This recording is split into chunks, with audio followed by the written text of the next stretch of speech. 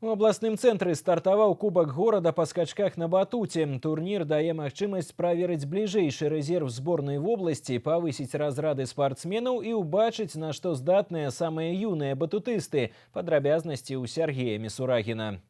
Калі разглядаць выступленні выхаванцаў з дзюшар нумар 1 праз прызму рэспубліканскіх і міжнародных стартаў, то кубак горада Віцебска па скачках на батуце можна назваць нулявой кропкай адліку, але гэта ніякім чынам не прыніжае важнасць спаборніцтваў і прафесійнага падыходу да справы. Нягледзячы на юны ўзрост, у турніры выступаюць удзельнікі першынства свету, дзе нашы землякі сабралі важкі ўраджай медалёў. У нас 4 золота, у нас 3 бронзы только воспитанниками нашей школы завоевано. У нас, к сожалению, 4 деревянных медалей, это 4 четвертых места.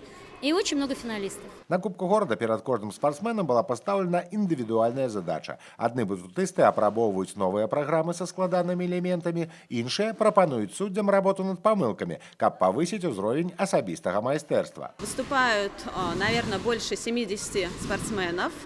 Задачи перед спортсменами стоят выполнение своих разрядных требований и подтверждение своего мастерства.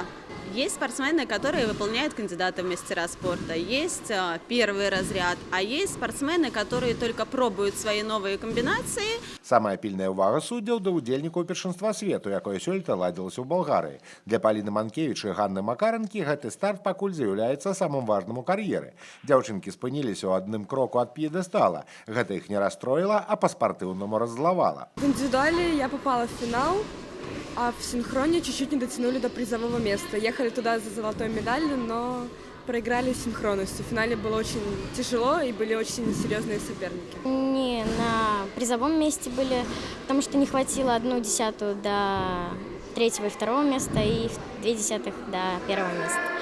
И расстроились. Хочу в следующем году тоже попасть на первенство мира и уже дотянуть до призового места. У пераважнай большасці па выніках Кубка горада спортсмены пацвердзілі свае разрады і з добрым настроем рыхтуюцца сустрэць 2018 год. Але гэта не значыць, што на канікулах яны будуць адпачываць.